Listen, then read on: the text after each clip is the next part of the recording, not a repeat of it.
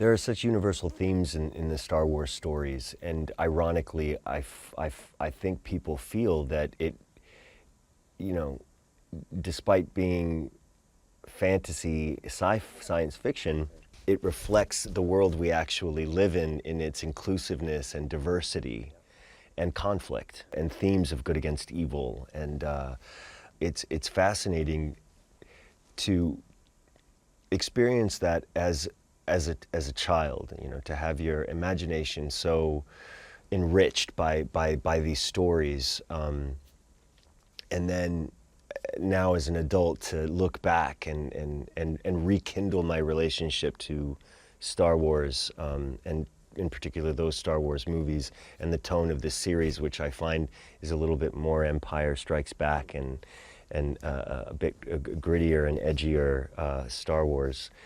That I realize, wow, these you know, in terms of war and family and personal conflict and personal journey and personal relationships, it reflects so much what our actual reality as human beings on this planet is. I think Star Wars is such a part of people's lives, and it's something that they just see now on a regular basis, that when you say George Lucas and he created it, I don't think people give enough full value to what that means. I like to think I do, but I worked with him, so I've seen him create it. I've seen the person that comes up with the lines and the dialogue and understands Anakin Skywalker and Luke Skywalker in a very deep level, because those characters are a part of him. And for my part, you know, joining Lucasfilm, I always respected that. I never felt that Star Wars is something that was mine.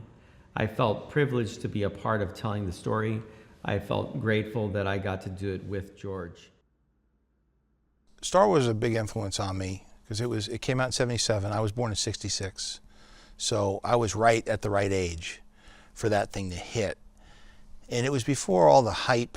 You know, it was the first to kind of the popcorn blockbusters. You had that, and then you had Spielberg's films. So you had like Jaws and that.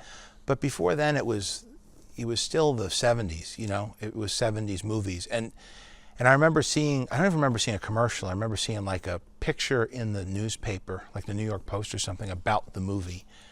And it was after it was out already, and it was like, this looks pretty cool. Or it was coming out, I forget. And I saw the picture of like Chewbacca and Han Solo, and whatever the headline was, I was intrigued. And I went to see it, and then it was just like, it just pinned my ears back just looking at that thing, and I was just mouth agape. And just like everybody else who grew up in that period and didn't know about it.